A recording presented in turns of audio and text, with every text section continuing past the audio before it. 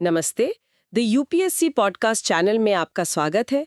आज हमारी Indian polity की सीरीज में हम चर्चा करेंगे चैप्टर 83 वोटिंग बिहेवियर पर। तो आज बात करते हैं वोटिंग बिहेवियर की।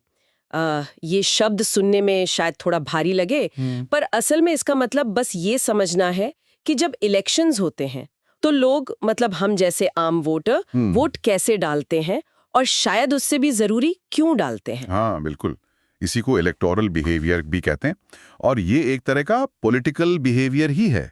मतलब राजनीति को लेकर हमारा बर्ताव कैसा है, खासकर चुनाव के टाइम पर। तो इसे थोड़ा और समझने के लिए कुछ डेफिनेशंस देखते हैं।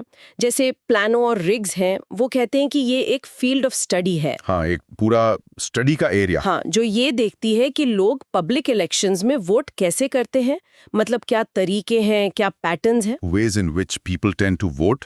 एग्जैक्टली। और दूसरा, वो वैसा क्यों करते हैं, मतलब reasons why they vote as they do.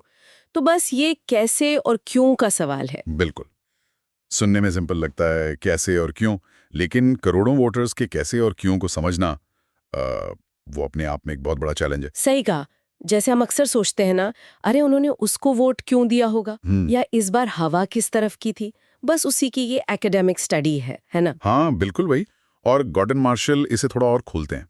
वो कहते हैं कि वोटिंग बिहेवियर की स्टडी असल में डिटर्मिनेंट्स पर फोकस करती है। डिटर्मिनेंट्स मतलब वो फैक्टर्स। हाँ, डिटर्मिनेंट्स यानी वो कौन से फैक्टर्स हैं, वो कौन सी वजह हैं जो लोगों के वोटिंग डिसीजंस तय करते हैं या उन पर असर डालते हैं। और सिर्फ फैक्टर्स ही नहीं, बल्कि लोग अपने डिसीजन तक पहुंचते कैसे हैं, वो पूरा प्रोसेस क्या है सोचने का। अच्छा। क्या सोचकर, किससे इन्फ्लुएंस होकर, क्या कोई पार्टी का लंबा चौड़ा घोषणा पत्र देखकर वोट डालता है, शायद कम लोग, या फिर उम्मीदवार का चेहरा देखकर, उसका भाषण शैली। हाँ, या फिर जो अपनी कम्युनिटी के लोग कह रहे हैं उसके आधार पर। ये भी तो होता है। बिल्कुल होता है। कम्युनिटी, जाति, धर्म का प्रभाव, या फिर आजकल मीडिया और सोशल मीडिया का इन्फ्लुएंस, ये सारे पॉसिबल डिटर्मिनेंट्स हैं। कभी कोई एक फैक्टर हावी होता है, कभी कई सारे मिलकर काम करते हैं। अच्छा, मतलब ये सिर्फ फाइनल वोट नहीं देखता, बल्कि उस वोट तक पहुंचने के पीछे की पूरी कहानी, पूरी सोच को समझने की कोशिश है। ओनाम कुलबुद्धू ने भी इसे डिफाइन किया है ना। हाँ, उन्होंने भी काफी अच्छे से समझाया है। उनके अनुसार वोटिंग बिहेवियर वो बर्ताव है जो साफ तौर पर दिखाता है वोटर्स की चॉइसेस। हाँ, चॉइसेस, प्रेफरेंसेस, मतलब किसे ज्यादा पसंद करते हैं। बिल्कुल, प्रेफरेंसेस, ऑल्टरनेटिव्स, यानी उनके पास विकल्प क्या क्या थे। और आइडियोलॉजीज, उनकी अपनी विचारधारा क्या है, लेफ्ट, राइट, सेंटर। हाँ, आइडियोलॉजीज, कंसर्न्स, उनकी चिंताएं क्या हैं। महंगाई है, बेरोजगारी है, सुरक्षा का मुद्दा है। या फिर अग्रीमेंट्स, मतलब किन बातों या कार्यक्रमों से वो सहमत है। हाँ, ये सब समाज और देश से जुड़े मुद्दों के बारे में होता है। जिसे आपने कहा, कोई किसान है तो शायद उसकी कंसर्न एमएसपी होगी या पानी की किल्लत होगी। और कोई स्टूडेंट है तो उसकी चिंता जॉब्स या एजुकेशन की क्वालिटी को लेकर होगी। सही बात है। तो कुलाबिद्धू के हिसाब से ये वोटिंग बिहेवियर एक तरह से वोटर के मन का आईना है, जो इलेक्शन के जरिए साफ दिखता है। उनके लिए क्या जरूरी है, वो किस पार्टी या उम्मीदवार में अपना भविष्य देखते हैं, ये सब उनके वोटिंग पैटर्न से पता चल जाता है। बिल्कुल, ये एक तरह का फीडबैक मैकेनिज्म भी है डेमोक्रेसी में। एग्जैक्टली, ये दिखाता है कि लोग क्या महसूस कर रहे हैं। अब सवाल ये है कि इसे पढ़ना, इसकी स्टडी करना इतना जरूरी क्यों है, मतलब इसकी सिग्निफिकेंस क्या है। पॉलिटिकल साइंस में तो एक पूरी ब्रांच ही है इस पर, है ना। हाँ बिल्कुल, पैसिफोलॉजी कहते हैं उसे, PSEPHOLOGY, पैसिफोलॉजी। सिफोलॉजी, हाँ, ये शब्द आजकल खूब सुनने को मिलता है इलेक्शन एनालिसिस में। हाँ हाँ, ये वोटिंग बिहेवियर की साइंटिफिक स्टडी करती है। ये टर्म अमेरिकन पॉलिटिकल साइंटिस्ट्स और पॉलिटिकल सोशोलॉजिस्ट ने पॉपुलराइज किया है। और एक मजे की बात, ये प्सिफोलॉजी शब्द आया है क्लासिकल ग्रीक के प्सेफोस से। प्सेफोस मतलब वो मिट्टी का टुकड़ा या कंकड़। हाँ, कंकड़ या पत्थर का टुकड़ा। जिस पर पुराने जमाने में ग्रीस में वोट लिखे जाते थे, खासकर उन लोगों को देश निकाला देने के लिए जिन्हें राज्य के लिए खतरनाक समझा जाता था। सोचिए, तब से वोटिंग चल रही है, कंकड़ों से ईवीएम तक का सफर है ये। हाँ, इतिहास काफी पुराना है। खैर, अब इसके सिग्निफिकेंस की बात करते हैं कि इसकी स्टडी क्यों महत्वपूर्ण है। इसके कई कारण बताए गए हैं। जैसे पहला, ये पॉलिटिकल सोशलाइजेशन के प्रोसेस को समझने में मदद करता है। पॉलिटिकल सोशलाइजेशन, ये क्या होता है। मतलब वो प्रोसेस जिससे लोग राजनीति के बारे में सीखते हैं, उनकी पॉलिटिकल वैल्यूज और बिलीफ्स कैसे बनते हैं बचपन से लेकर बड़े होने तक, परिवार से, स्कूल से, दोस्तों से, मीडिया से, इन सब का असर होता है। अच्छा, मतलब हम राजनैतिक तौर पर कैसे सोचते हैं, ये कैसे बनता है, वो समझने में मदद मिलती है। हाँ, वोटिंग पैटर्न देखकर यह अंदाजा लगता है कि सोशलाइजेशन कैसे हो रही है, कौन से फैक्टर्स ज्यादा प्रभावी हैं। ओके, और दूसरा? दूसरा, ये जांचने में मदद करता है कि डेमोक्रेसी एक वैल्यू के तौर पर, एक मूल्य के तौर पर, एलीट यानी पढ़े लिखे प्रभावशाली लोग और मासेस यानी आम जनता में कितनी गहरी उतरी है। मतलब इंटरनलाइजेशन कितना हुआ है लोकतंत्र का। अच्छा, कि लोग सच में लोकतंत्र को मानते हैं और उसमें हिस्सा लेते हैं, या सिर्फ एक फॉर्मेलिटी है? बिल्कुल। क्या लोग इसे अपना सिस्टम मानते हैं? क्या उन्हें लगता है कि उनके वोट से फर्क पड़ता है? वोटर टर्नआउट, लोगों की दिलचस्पी, ये सब इसी तरफ इशारा करते हैं। ये तो बहुत अहम बात है। तीसरा पॉइंट क्या है? दिखाता है क्या वाकई वोट से बदलाव आता है, सत्ता बदलती है, और अगर बदलती है तो क्या नीतियां भी बदलती हैं? क्या आम आदमी की जिंदगी में फर्क आता है? हाँ, ये सवाल तो हमेशा रहता है कि चुनाव से असल में क्या बदला। तो वोटिंग बिहेवियर की स्टडी ये समझने में मदद करती है कि ये क्रांति कितनी वास्तविक है। ठीक है, और चौथा सिग्निफिकेंस? चौथा, ये समझने में मदद मिलती है कि इलेक्टोरल पॉलिटिक्स किस हद तक अतीत से जुड़ी हुई है या उससे अलग हो रही है। मतलब क्या आज भी लोग उन्हीं पुराने मुद्दों या पहचानों पर वोट दे रहे हैं, जैसे जाति, धर्म, क्षेत्र, या अब नए फैक्टर्स ज्यादा इंपॉर्टेंट हो गए हैं, जैसे विकास, गवर्नेंस, महंगाई? हाँ, ये डिबेट तो हमेशा चलती है कि वोट जाति पे पड़ा या काम पे। बिल्कुल। तो ये स्टडी दिखाती है कि क्या हम अतीत से चिपके हुए हैं या आगे बढ़ रहे हैं। और पांचवा पॉइंट? और पांचवा, ये आंकने में मदद करता है कि वोटिंग पैटर्न मॉडर्न है या प्रिमोडियल है। प्रिमोडियल मतलब वो पारंपरिक पहचानें, जैसे जाति, धर्म, नस्ल, भाषा, जो जन्म से मिलती हैं। अच्छा, तो क्या वोटिंग इन्हीं प्राइमोर्डियल लॉयल्टीज पर आधारित है, या फिर मॉडर्न मुद्दों जैसे क्लास, एजुकेशन या सरकार की परफॉर्मेंस पर? हाँ, इसे पॉलिटिकल डेवलपमेंट के कॉन्टेक्स्ट में देखा जाता है। अगर लोग प्रिमोडियल फैक्टर्स से हटकर मॉडर्न इश्यू बेस्ड वोटिंग की तरफ बढ़ रहे हैं तो ये पॉलिटिकल डेवलपमेंट का संकेत माना जाता है। वाओ, मतलब वोटिंग सिर्फ बटन दबाना नहीं है, इसके पीछे इतनी सारी चीजें हैं। ये तो समाज का पूरा आईना है एक तरह से। एनजीएस स्किनर ने भी बताया है कि वोटिंग बिहेवियर को कैसे देखा जा सकता है। उनके हिसाब से ये क्या-क्या रिप्रेजेंट करता है? हाँ, किन्हीं के पॉइंट्स भी बहुत महत्वपूर्ण हैं। पहला, वो कहते हैं कि ये डेमोक्रेटिक रूल को लेजिटिमाइज करने का एक तरीका है। लेजिटिमाइज मतलब वैधता देना। हाँ, मान्यता देना।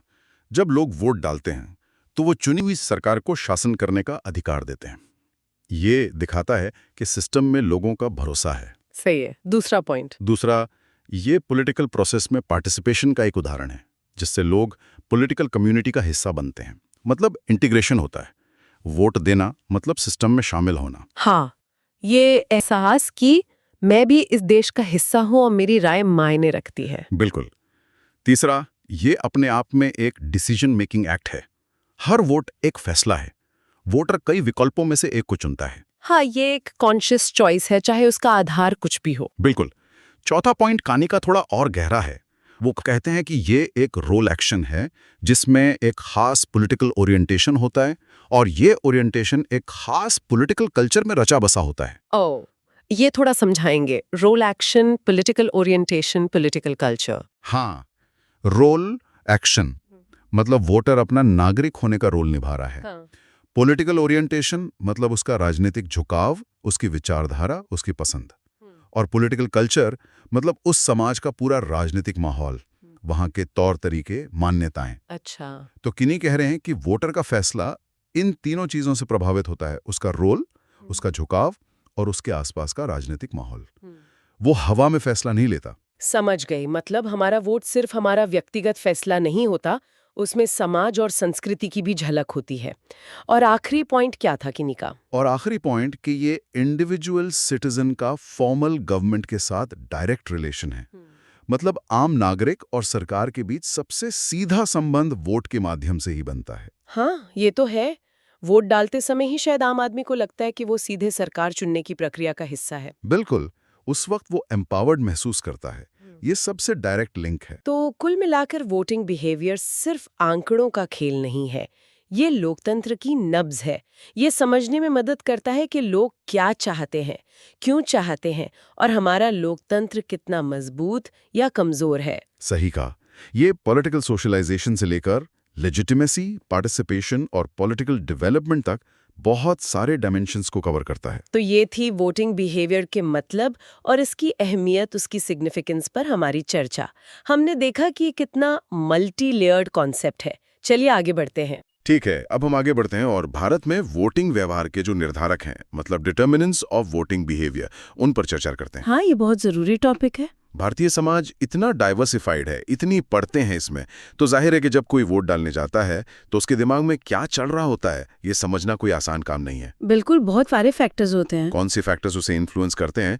क्या ये हमेशा एक जैसा रहता है या हर चुनाव में कहानी बदल जाती है? बदलती है, काफी हद तक बदलती है। हमारे पास जो स्रोत हैं वो इसी जटिल पहेली को सुलझाने की कोशिश करते हैं।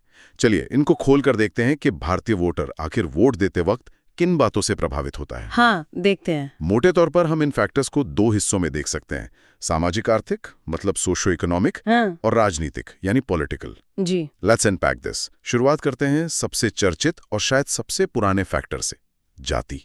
कास्ट, ये तो मतलब इंडियन पॉलिटिक्स की शायद बुनियाद में ही है कहीं ना कहीं। इंडियन पॉलिटिक्स और कास्ट का रिश्ता तो जैसे चोली दामन का है। मतलब इस पर इतनी बात हो चुकी है कि कई बार लगता है कि क्या नया कहा जाए। सही बात है। लेकिन रजनी कोठारी की वो मशहूर लाइन आज भी उतनी ही रेलेवेंट लगती है, Indian politics is casteist and caste is politicised. बिल्कुल, एकदम सटीक। ये एक टू वे प्रोसेस है।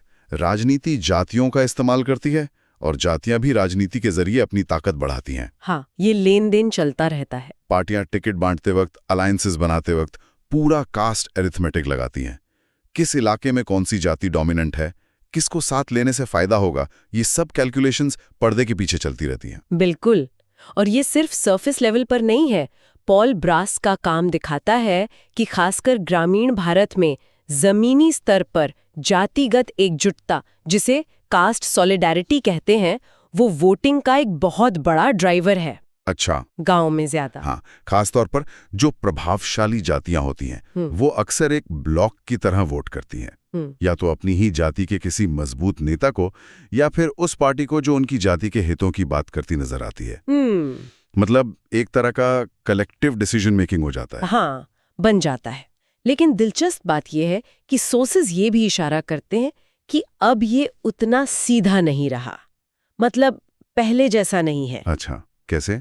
बड़ी जातियों के अंदर भी सब कास्ट्स की अपनी अपनी महत्वाकांक्षाएं उभर रही हैं, जो पुराने समीकरणों को चैलेंज कर रही हैं। वो मतलब कॉम्प्लेक्सिटी और बढ़ गई है। बिल्कुल, पार्टियां अब इन माइक्रो लेवल डायनामिक्स को समझने और भुनाने में लगी हैं, तो कहानी और कॉम्प्लेक्स हो गई है। सही कहा। और जाति से ही जुड़ा हुआ या कई बार उससे भी ज्यादा भावनात्मक मुद्दा है धर्म, रिलीजन। हाँ, धर्म, ये भी एक बहुत बड़ा फैक्टर है। हमारा संविधान हमें एक धर्मनिरपेक्ष मतलब सेक्युलर राष्ट्र कहता है, लेकिन चुनावी राजनीति में धर्म का प्रभाव अनदेखा करना नामुमकिन है।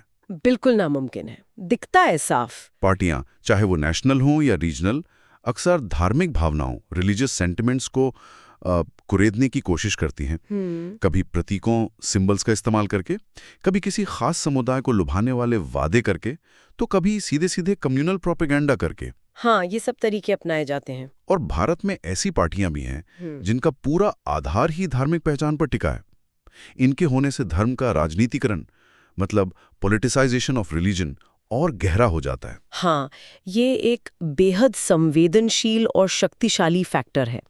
धर्म पहचान का एक बुनियादी हिस्सा है, और जब इसे राजनीति से जोड़ा जाता है तो ये वोटरों को मोबिलाइज करने का एक बहुत पोटेंट टूल बन जाता है। बिल्कुल, इमोशंस जुड़े होते हैं। व्हाट्स फैसिनेटिंग हियर इज कि एक तरफ हम कॉन्स्टिट्यूशनल सेक्युलरिज्म की बात करते हैं, दूसरी तरफ इलेक्टोरल कैलकुलेशंस में धार्मिक पहचान एक अहम वेरिएबल बनी हुई है। ये विरोधाभास तो है। हाँ, पार्टियां बहुत सोच समझकर नैरेटिव्स गढ़ती हैं, इतिहास की अपनी अपनी व्याख्याएं पेश करती हैं, ताकि किसी खास धार्मिक समूह को अपने पाले में लाया जा सके।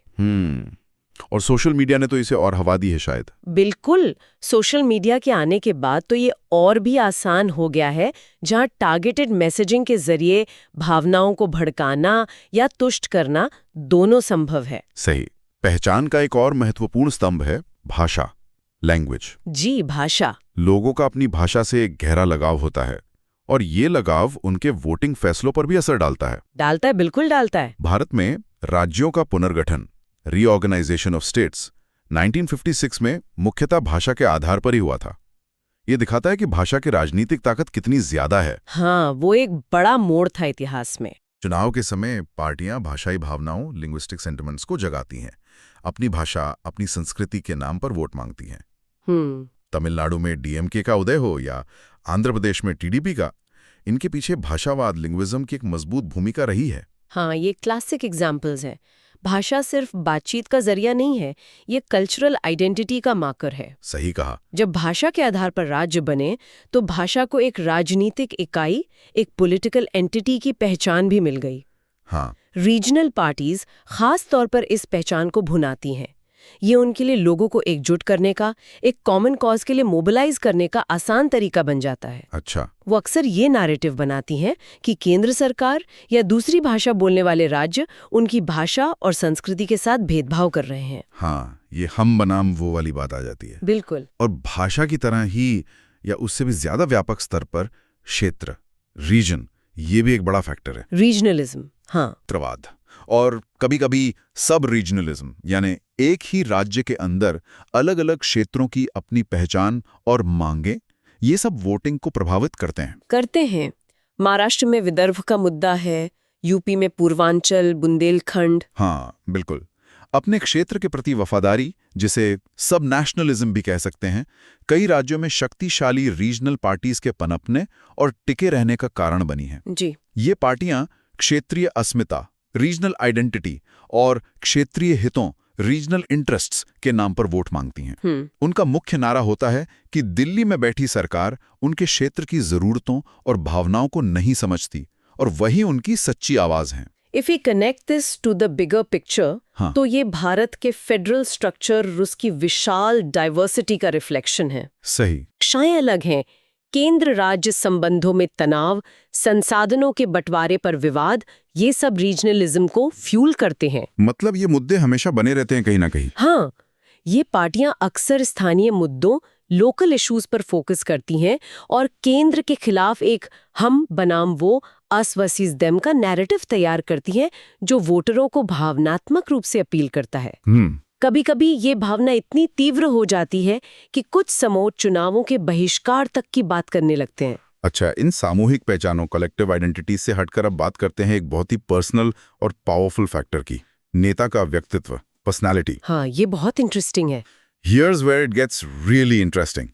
पार्टी कौन है, विचारधारा क्या है, ये सब कई बार पीछे छूट जाता है और चुनाव एक व्यक्ति के इर्द गिर्द घूमने लगता है। बिल्कुल, पर्सनालिटी कल्ट जिसे कहते हैं। जवाहरलाल नेहरू से लेकर इंदिरा गांधी, जेपी नारायण, अटल बिहारी वाजपेयी और आज नरेंद्र मोदी तक, इन नेताओं का कैरिज्मा, उनकी एक टावरिंग इमेज वोटरों को खींचने में कामयाब रही हैं। हाँ, इनकी अपनी एक अपील रही है। लोग पार्टी से ज्यादा नेता के नाम पर, उसके चेहरे पर वोट दे देते हैं।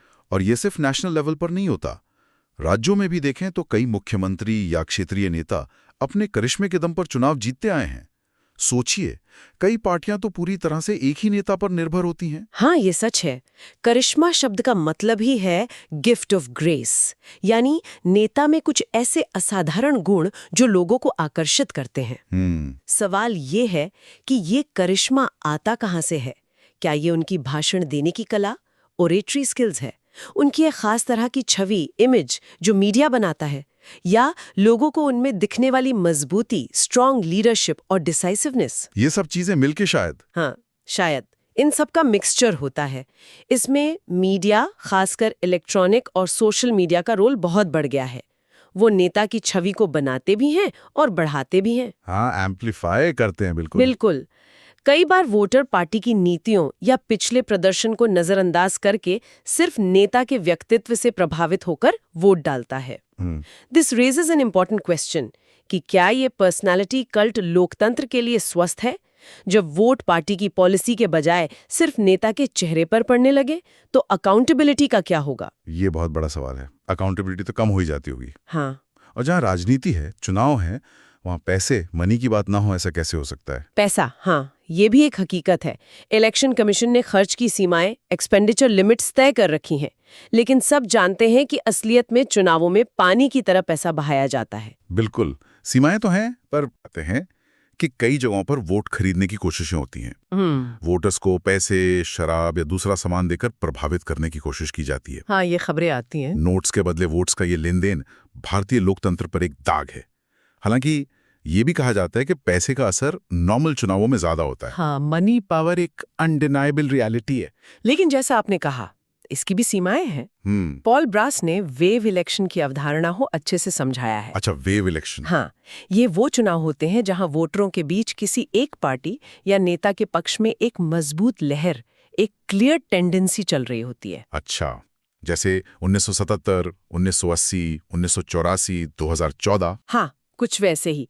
ये लहर किसी बड़े राष्ट्रीय मुद्दे या मुद्दों के समूह पर आधारित होती है, जो स्थानीय समीकरणों, लोकल कैलकुलेशंस, जातिगत गठजोड़ों, कास्ट अलायंसेस और पैसे के प्रभाव को काफी हद तक निगेट कर देती है। मतलब वो सब छोटी बातें पीछे रह जाती हैं। हाँ, ये माहौल ऐसा बनता है कि जो वोटर अनकमिटेड होते हैं या दुविधा में होते हैं, वेवरिंग वोटर्स, वो भी उसी लहर के साथ बह जाते हैं। अच्छा, ये हवा गांव-गांव, गली नुक्कड़, चाय की दुकानों तक महसूस होती है। ऐसी वेव में पैसे का जोर कमजोर पड़ जाता है। दिलचस्प है। चलिए अब बात करते हैं सत्ताधारी दल के प्रदर्शन की, performance of the ruling party. हाँ, ये बहुत महत्वपूर्ण है। लोकतंत्र का मतलब ही है जवाबदेही, अकाउंटेबिलिटी। बिल्कुल। चुनाव से पहले हर पार्टी एक घोषणा पत्र, इलेक्शन मैनिफेस्टो जारी करती है, जिसमें वो जनता से तमाम वादे करती है। जी। जब वो पार्टी सत्ता में आती है तो अगले चुनाव में वोटर उसके काम का हिसाब किताब करते हैं। क्या वादे पूरे हुए? क्या महंगाई, बेरोजगारी जैसे मुद्दों पर सरकार खरी उतरी? हाँ, ये सवाल पूछे जाते हैं। 1977 में इमरजेंसी के बाद कांग्रेस की हार, या 1980 में जनता पार्टी की हार, ये क्लासिक उदाहरण है कि अगर जनता सरकार के प्रदर्शन से नाखुश है तो वो उसे बाहर का रास्ता दिखा सकती है। हाँ, बिल्कुल। इसी से जुड़ा है एंटी इनकम्बेंसी फैक्टर, यानी सत्ता के खिलाफ माहौल। एंटी इनकम्बेंसी एक तरह से वोटर्स का परफॉर्मेंस रिव्यू है। वो देखते हैं कि पिछले 5 साल कैसे रहे। अपना रिपोर्ट कार्ड देखते हैं। हाँ, क्या उनकी जिंदगी बेहतर हुई या मुश्किल? सरकार की नीतियां जमीन पर कितनी उतरी? ये आकलन सिर्फ मैनिफेस्टो के वादों पर आधारित नहीं होता, बल्कि लोगों के अपने निजी अनुभव, लिव्ड एक्सपीरियंसेस और उनकी बनी हुई धारणाओं, परसेप्शंस पर भी निर्भर करता है। अच्छा, मतलब उनका अपना अनुभव क्या रहा? बिल्कुल। इसमें मीडिया की भूमिका भी अहम हो जाती है कि वो सरकार के काम को किस तरह पेश करता है, उपलब्धियों को हाईलाइट करता है या विफलताओं को। हाँ, नैरेटिव कैसे बनता है? एग्जैक्टली। अगर लोगों में असंतोष ज्यादा है तो एंटी इनकम्बेंसी लहर का रूप भी ले सकती है। लेकिन कई बार ऐसा भी होता है कि वोटर पार्टी के काम से खुश हो या ना हो, उसका वोट पक्का होता है ना? हाँ, होता है। ये होता है पार्टी से पहचान, पार्टी आइडेंटिफिकेशन की वजह से। जी, पार्टी आइडेंटिफिकेशन। कुछ लोगों का अपनी पार्टी से गहरा भावनात्मक, इमोशनल और निजी पर्सनल जुड़ाव होता है। ये पीढ़ी दर पीढ़ी चल सकता है या किसी खास विचारधारा या आंदोलन से जुड़ा हो सकता है। ऐसे कमिटेड वोटर अक्सर अपनी पार्टी को ही वोट देते हैं, चाहे परिस्थितियां कैसी भी हों, irrespective of its omissions and commissions. ये एक तरह की पॉलिटिकल लॉयल्टी है, वफादारी है। ये पार्टी पहचान बनती कैसे है? इसके कई कारण हो सकते हैं। पारिवारिक पृष्ठभूमि, फैमिली ट्रेडिशन, किसी खास सामाजिक समूह, सोशल ग्रुप का पार्टी से ऐतिहासिक जुड़ाव, या फिर पार्टी की विचारधारा, आइडियोलॉजी से गहरा लगाव। अच्छा, ये पहचान वोटिंग के फैसले को बहुत आसान बना देती है। ज्यादा सोचना समझना नहीं पड़ता, अपनी पार्टी को वोट देना है। हाँ, एक तरह का शॉर्टकट है, कह सकते हैं। हालांकि सोर्सेज ये भी बताते हैं कि भारतीय राजनीति में वोटर वॉलेटिलिटी बढ़ रही है। वोटर वॉलेटिलिटी मतलब वोटर अब पहले की तरह बंधा हुआ नहीं है। वो मुद्दे, नेता और प्रदर्शन के आधार पर पार्टी बदल सकता है। अच्छा, लॉयल्टी कम हो रही है। हाँ, कुछ हद तक तो पार्टी आईडी महत्वपूर्ण तो है, पर शायद उतना डोमिनेंट फैक्टर नहीं रहा जितना पहले हुआ करता था। पार्टी आईडी से ही जुड़ा है विचारधारा, आइडियोलॉजी का सवाल। हाँ, आइडियोलॉजी। क्या लोग पार्टियों की पॉलिटिकल आइडियोलॉजी जैसे समाजवाद, पूंजीवाद, धर्मनिरपेक्षता, राष्ट्रवाद, गांधीवाद के आधार पर वोट देते हैं? कुछ हद तक तो देते ही होंगे। हाँ, समाज में ऐसे लोग होते हैं जो किसी खास विचारधारा के प्रति प्रतिबद्ध, कमिटेड होते हैं। और वो उसी विचारधारा को मानने वाली पार्टी का समर्थन करते हैं। उन्हें लगता है कि उनकी विचारधारा ही देश को सही दिशा में ले जा सकती है। विचारधारा एक फ्रेमवर्क देती है दुनिया को देखने का, मुद्दों को समझने का। ये निश्चित रूप से वोटिंग को प्रभावित करती है, खासकर उन वोटरों के लिए जो राजनीतिक रूप से ज्यादा जागरूक हैं, पॉलिटिकली अवेयर हैं। लेकिन सवाल ये है कि कितने वोटर विशुद्ध, प्योर विचारधारा के आधार पर वोट करते हैं। हाँ, ये मुश्किल है जानना। ज्यादातर मामलों में विचारधारा अन्य फैक्टर्स जैसे जाति, धर्म, नेता का व्यक्तित्व या सरकार का प्रदर्शन के साथ घुल मिल जाती है। मतलब ये आइसोलेशन में काम नहीं करती। नहीं, पार्टियां भी अपनी विचारधारा को चुनाव के समय कैसे पेश करती हैं, किन मुद्दों पर जोर देती हैं, ये मायने रखता है। कई बार पार्टियां अपनी कोर आइडियोलॉजी से हटकर भी प्रैग्मैटिक चुनावी गठबंधन या वादे करती हैं। हाँ, प्रैक्टिकल पॉलिटिक्स जिसे कहते हैं। बिल्कुल। If we connect this to the bigger picture, विचारधारा राजनीतिक विमर्श, पॉलिटिकल डिस्कोर्स को दिशा देती है, एजेंडा सेट करती है, लेकिन वोटिंग व्यवहार में इसका प्रभाव अक्सर बाकी फैक्टर्स के साथ मिलकर ही देखा जा सकता है। अच्छा, ये तो हो गए कुछ बड़े और मुख्य फैक्टर्स, लेकिन इनके अलावा भी बहुत सी छोटी बड़ी चीजें हैं जो ऐन मौके पर वोटर का मन बदल सकती हैं। इनको हम अन्य कारक, अदर फैक्टर्स कह सकते हैं। हाँ, बहुत कुछ और भी है। जैसे चुनाव से ठीक पहले कोई बड़ी राजनीतिक घटना, पॉलिटिकल इवेंट घट जाए, मान लीजिए कोई सीमा पर तनाव बढ़ जाए, या कोई बड़ा आतंकी हमला हो जाए, या अचानक कोई बड़ा भ्रष्टाचार कांड, करप्शन स्कैंडल सामने आ जाए। ये चीजें माहौल बदल देती हैं एकदम से। बिल्कुल, ये चीजें रातों रात माहौल बदल सकती हैं। फिर उस समय की आर्थिक स्थितियां, इकोनॉमिक कंडीशंस कैसी हैं? हाँ, महंगाई, बेरोजगारी, ये तो हर पार्टी में है। हर पार्टी में, हर स्तर पर गुट होते हैं। कई बार ये गुट अंदर ही अंदर एक दूसरे के उम्मीदवार को हराने में लग जाते हैं। हाँ, भीतर घात जिसे कहते हैं। फिर उम्मीदवार कैसा है, कैंडिडेट ओरिएंटेशन।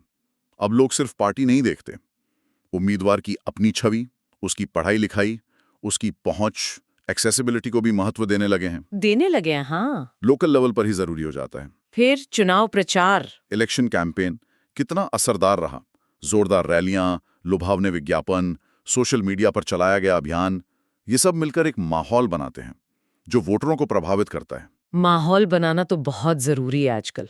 हाँ, राजनीतिक परिवारों का प्रभाव, पॉलिटिकल फैमिली बैकग्राउंड, कई सीटों पर दशकों से कुछ परिवारों का ही कब्जा रहता है। Dynastic politics. और हाँ, मीडिया की भूमिका, role of media, TV channel, अखबार, वेबसाइट्स, सोशल मीडिया, ये सब मिलकर सूचनाएं भी देते हैं और धारणाएं, परसेप्शंस भी बनाते हैं। मीडिया का रोल तो बहुत ही क्रिटिकल हो गया है। कौन सी खबर को कितनी तवज्जो मिलती है, किस नेता को कितना दिखाया जाता है, ये सब वोटिंग पैटर्न पर असर डालता है। बिल्कुल सही। ये सारे फैक्टर्स एक कॉम्प्लेक्स वेब की तरह काम करते हैं। कोई एक फैक्टर अकेले शायद ही किसी चुनाव का फैसला करता हो। हाँ, मतलब सब मिला जुला असर होता है। ये सब आपस में गुथे हुए हैं, इंटरप्ले है इनका, एक दूसरे को काटते हैं, एक दूसरे को मजबूत करते हैं। किसी चुनाव में जाति हावी हो सकती है, तो किसी में नेता का करिश्मा। किसी चुनाव में राष्ट्रीय सुरक्षा बड़ा मुद्दा बन सकता है, तो किसी में महंगाई। कॉन्टेक्स्ट पे डिपेंड करता है। बिल्कुल। और जैसा आपने कहा, मीडिया, खासकर सोशल मीडिया का रोल पिछले कुछ सालों में बहुत तेजी से बढ़ा है। इन्फॉर्मेशन और मिस इन्फॉर्मेशन दोनों का फैलाव अब सेकंडों में होता है, और ये वोटरों की सोच को गहराई से प्रभावित कर रहा है। हाँ, ये एक नई चुनौती है। So what does this all mean? यही कि भारतीय वोटर का मन पढ़ना एक बेहद जटिल काम है। उसके फैसले के पीछे अनेकों धागे होते हैं, और हर चुनाव में इन धागों की बुनावट थोड़ी बदल जाती है। बहुत खूब, काफी जटिल तस्वीर है तो ठीक है, तो हमें उम्मीद है कि आपको भारतीय राजनीति के अध्याय 83 वोटिंग व्यवहार पर हमारी आज की चर्चा पसंद आई होगी। उम्मीद है। यूपीएससी विषयों पर ऐसी और चर्चाओं के लिए द यूपीएससी पॉडकास्ट चैनल को सब्सक्राइब करें। धन्यवाद। जय हिंद। धन्यवाद।